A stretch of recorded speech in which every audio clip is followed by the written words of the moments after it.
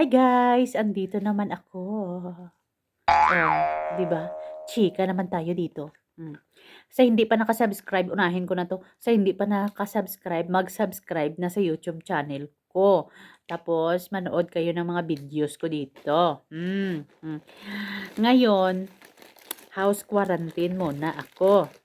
Kasi kita niyo wala akong mga videos diyan na mga na ano, na nagawang video sa ibang lugar. Kala mo turista eh. Kasi house quarantine muna. House quarantine lalo na ngayon. Mai-check ako. Kasi may namatay dito sa amin. Yun. Kapatid lang ng tatay namin dito. Sa kabilang bahay lang. Kaya, kung may namatay dito sa pamilya dito sa Pakistan, pag may namatay dito, cancel ang mga lakad.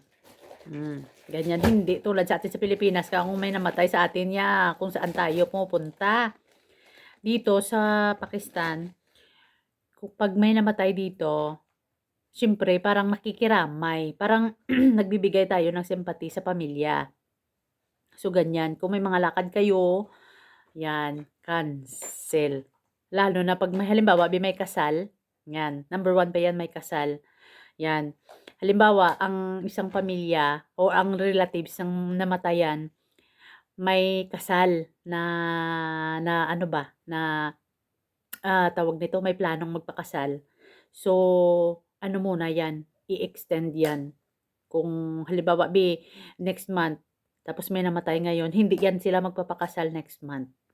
Baling pakasal yan sila ilang buwan pa. Kasi ganyan yan dito ang kanilang tradisyon. Okay. So, okay naman ang tradisyon nila. Okay. Maganda din ang tradisyon nila kasi ang pamilya kasi nagasimpatya sa namatayan.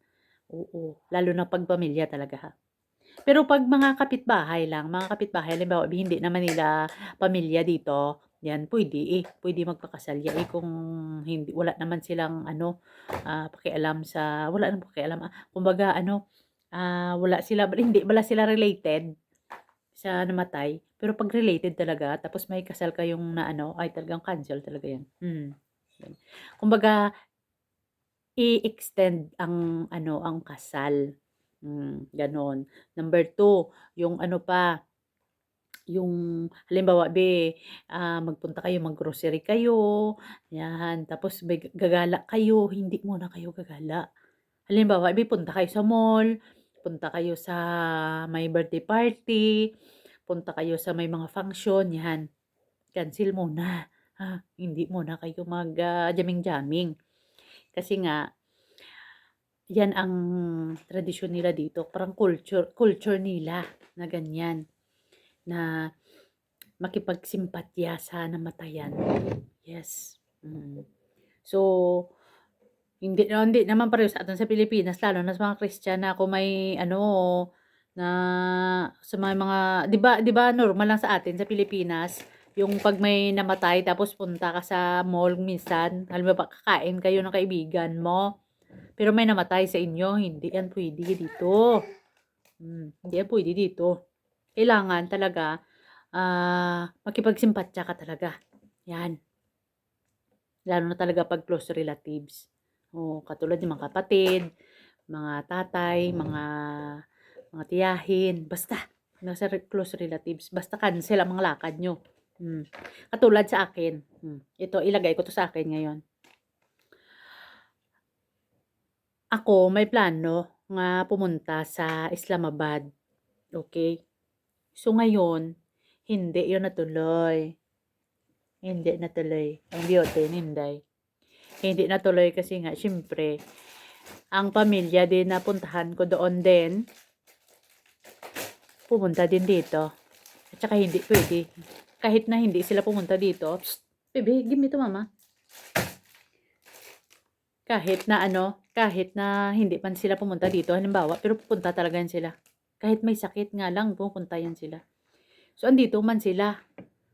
So, ako naman, ang sa akin naman na case, hindi talaga pwede. Kasi kapitbahay lang namin. Kumbaga makipagsimpatya ako dahil malungkot ang mga tao. So, dapat malungkot din ako eh. Kumbaga, ano, may ano din ako sa loob ko na simpatya sa kanila. Ganyan. Hindi pwede na punta ako. May namatay sa kanila. Tapos ako, jaming-jaming ako. Saya-saya ako doon. Hindi pwede dito. Ganyan. Ganyan sa mga kultura nila. Tradisyon. Ganyan. Okay naman. Wala naman ako, ano, wala naman ako dyan against dyan sa, ano nila, sa ganyang way.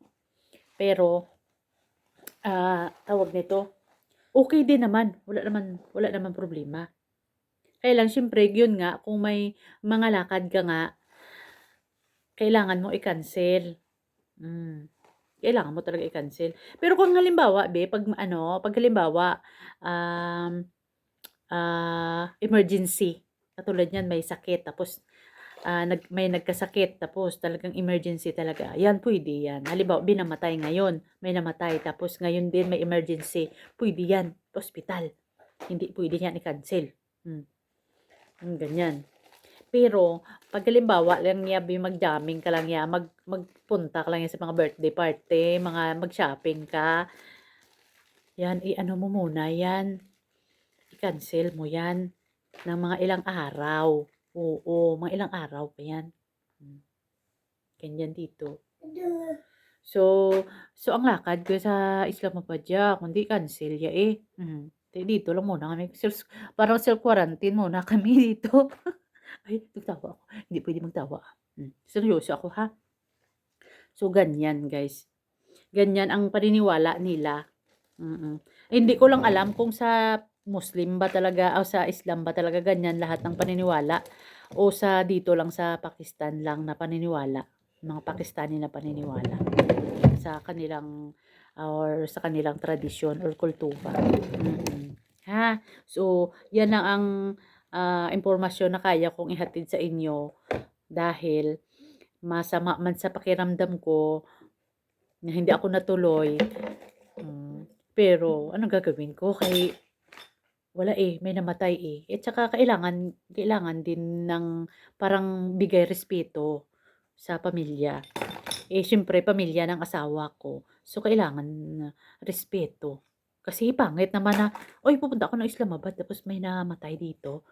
So, parang naano ko na rin yung mga kultura nila dito. Ayan. So, yun. Sad to say, hindi ako nakapunta dahil may ano doon. Inimbita ako kasi ng isa sa mga kaibigan ko sa Islamabad. Ay, shout out sa iyo, Miss Wendy. Thank you so much sa pag-invite sa akin. Ano, nakilala ko lang yan siya sa ano, sa isang sa ibang social media ko. So, as in mabait siya. In-invite niya ako. So, anyway, sinabihan ko man siya na cancel talaga ang lakad. Kasi, yun nga. Eh, alam naman nila kasi sila, matatagal naman dito, mga Pinay, na halimbawa kasi katulad kay Miss Wendy, alam niya na yan na matagal na kasi siya dito, kaya alam niya na rin ang mga ganyan, mga sitwasyon. Kaya, halimbawa, katulad niyan, example ako, halimbawa, pupunta ako bukas halimbawa, binagplano ako na pupunta ako bukas ng bayan, or ng grocery, ay hindi muna pwede. I-utos ko muna. Halimbawa, talaga importante na bibilhin, i-utos ko na lang muna sa sa tatay namin dito o sa kung sino. Yan, i-utos ko na lang muna. Kasi hindi ka pwede mag-shopping. Oo, pwede mag-shopping. Diba? So, yun lang. Yun lang may hatid kong balita sa inyo dito. Dahil talagang, kasi mga ilang araw pa kasi yan, ganito yon 40 days, may ano sila, parang nagdadasal sila, 40 days. So, sa 40 days na yan, medyo, ang pamilya nagdadasal ang pamilya nagdadasal. Pero siguro, within 40 days siguro, baka pwede naman yan lumayas, or, magplano ng iyong plano na halimbawa pumunta ka na ng ganito, ganyan. Pero pag mga ganitong kasagsagan, katulad niyan namatay lang nung kahapon, nung isang araw lang talaga. So, parang parang siyempre masakit pa sa pamilya ang nangyari. So, kailangan din suporta sa kanila na makipagsimpatya tayo, ha? Seryoso ako dito, ha? Hindi ako nagja-joke-joke dito kasi hindi man dito pwede. Parang hindi man 'to i-joke. Parang hindi man 'to pwede i-joke, ha?